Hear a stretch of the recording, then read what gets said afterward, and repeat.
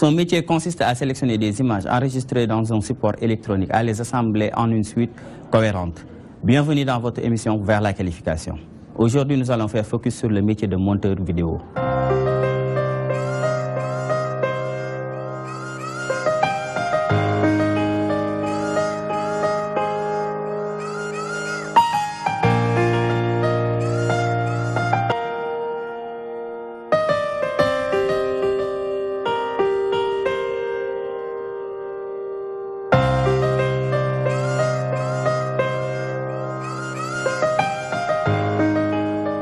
Monter, hein, on peut schématiser ça de la façon suivante, c'est mettre un élément à la suite de l'autre, de telle sorte qu'on ait un produit qui est consommable, n'est-ce pas?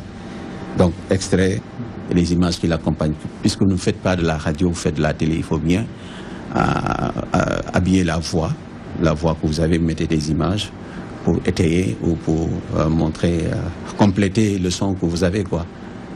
Maintenant, ça va au-delà de cela. Le montage, ce n'est pas seulement le bout à bout là que vous avez, le pré-montage que vous avez. Vous avez tout un travail artistique, ce qu'on appelle la post-production. Vers la qualification, c'est aussi le professionnel en exercice. Je m'appelle Benoît Fader Keita. Je m'appelle Kodendoy, je suis monteur vidéo à la DTV. Deux personnes unies par une même passion, le montage. Benoît et Kodendoy nous racontent leur rencontre avec le métier. J'ai commencé le montage il y a déjà 3 ans. En fait, c'est en 2011 que je suis entré dans une école de formation en audiovisuel. Donc auparavant, j'étais à la fac, je faisais anglais jusqu'en licence, en 3e année. Après, j'ai décidé de faire audiovisuel. Donc je me suis inscrit dans une école de formation et je suis sorti pour 2 ans et je suis sorti assistant réalisateur, monteur. Le métier de montage, je l'ai fait par passion. C'est en regardant des vidéos de Mam As que j'ai aimé le métier. J'ai voulu faire le métier de montage. Je suis passionné par ce métier. Je suis passionné par l'audiovisuel. Quand je suis devant un ordinateur ou je suis devant une caméra, j'ai pas faim, j'ai pas soif. Donc c'est comme si ça fait partie de moi maintenant. J'aime ce métier. Le monteur doit être un artiste parce que si tu dois faire un montage au feeling, par exemple, tu dois être inspiré, avoir un peu de, je sais pas, de créativité pour pouvoir faire certaines choses. Il faut avoir un peu l'esprit d'un artiste pour faire des choses. Par exemple, monter des clips, monter des téléfilms. Il faut être d'abord professionnel. Parce qu'on ne peut pas venir juste parce qu'on monte des éléments, alors il faut prendre juste et faire des successions des éléments. Ça dépend, il faut voir dans le pays dans lequel tu es, il y a certaines choses qui sont interdites, donc tu ne dois pas montrer. C'est ça, quoi. Donc il faut avoir un petit bagage intellectuel et être professionnel pour être un monteur. Il est bon d'avoir un bon niveau.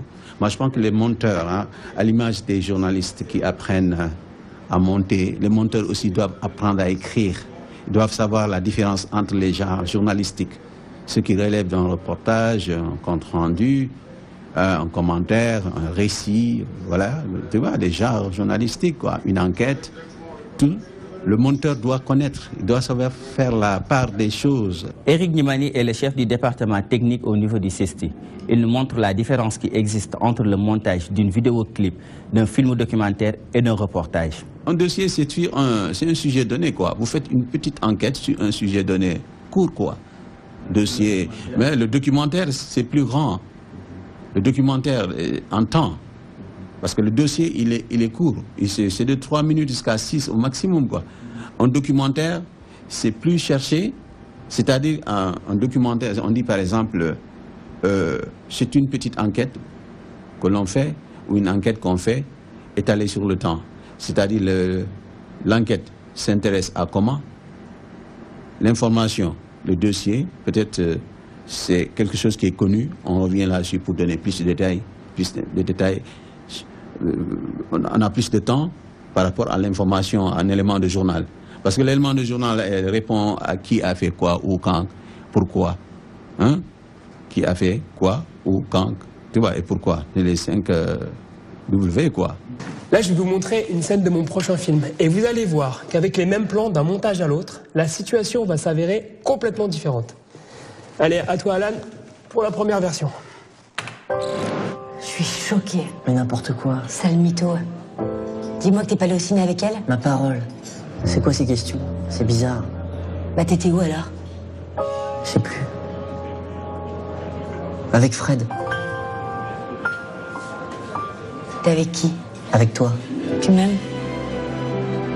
Dis-le. Bien sûr. C'est vrai? Oui, c'est vrai. Je suis à fond. Je te jure.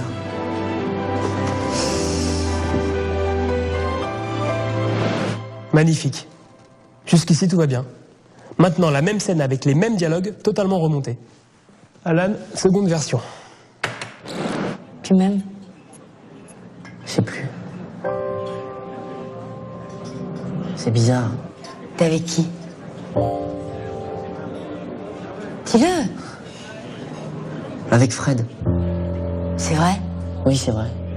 Je suis à fond. Sale mytho. Je te jure. Je suis choquée. Vous voyez, avec un peu de remontage, on peut raconter tout autre chose.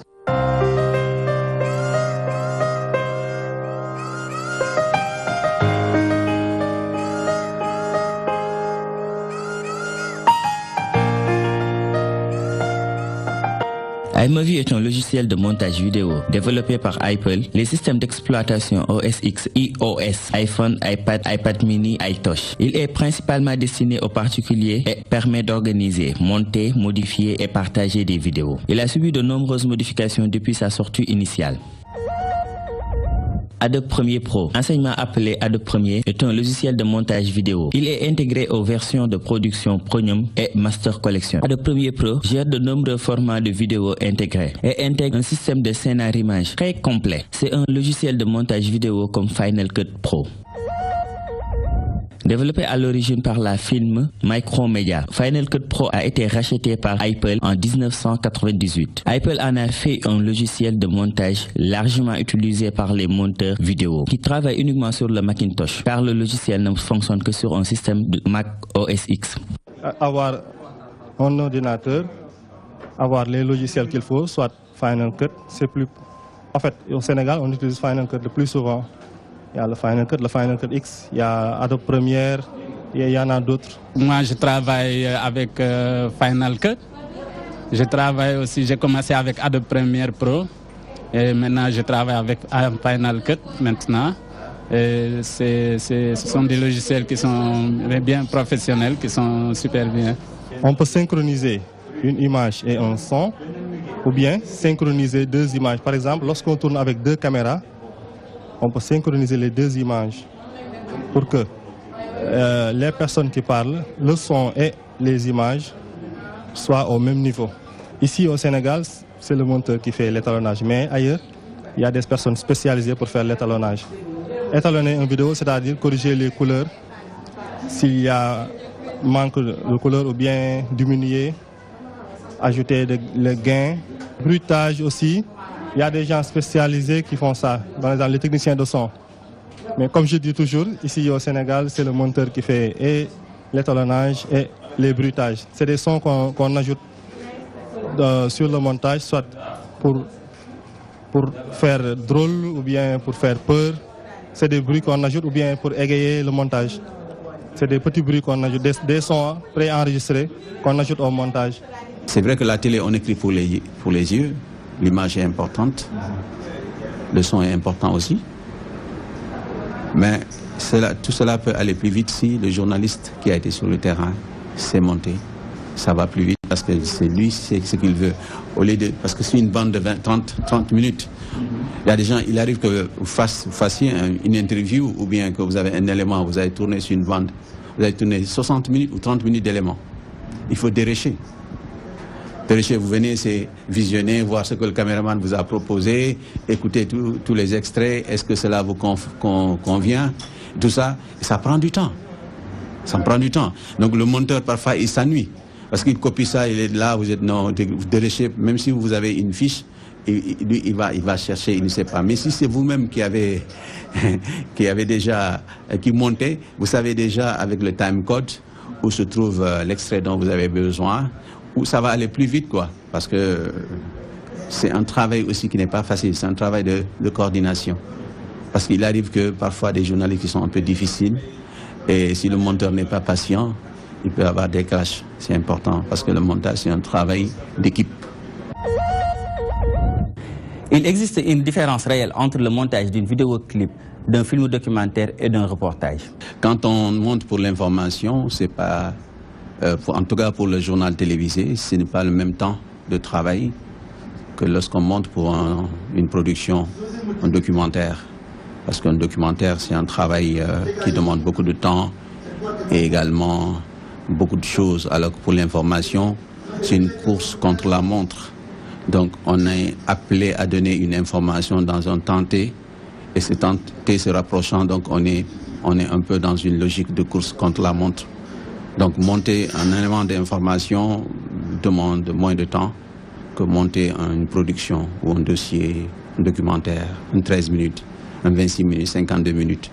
C'est pas la même chose. Dans un élément de journal, si vous prenez un extrait de 10 minutes, quand vous faites un dossier, peut-être sur la même personne, vous pouvez aller jusqu'à 30 minutes, 30 secondes, un extrait de 10 secondes, vous pouvez aller 30 secondes, une minute, en fonction de ce qu'il dit et de la pertinence. Parce qu'il faut lui donner plus de temps de parole pour essayer de mieux comprendre ce qui s'est passé, entrer dans les détails. Oui, donc c'est ça qui fait la différence. Le dossier, c'est un élément d'une certaine durée que vous faites sur un sujet donné. Hein? Alors qu'un documentaire, ça peut toujours être sur un sujet basé sur la réalité ou sur la fiction, mais qui est plus long, où les intervenants ont plus de temps de parole, pour leur donner le temps de détailler et d'entrer dans certains détails qu'on n'aurait pas dû avoir avec l'élément du journal qui est calibré à 1 minute, 1 minute 30, 2 minutes. Donc en 2 minutes, vous ne pouvez pas faire tout dire, quoi. Alors que dans un documentaire, vous pouvez laisser la parole aux gens pour entrer dans les détails. C'est ça qui fait la différence.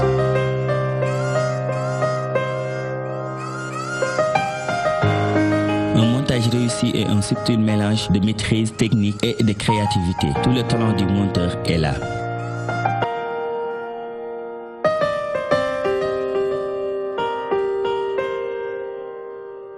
C'était ça votre émission Vers la qualification. Rendez-vous dans 15 jours pour une autre formation et un autre métier.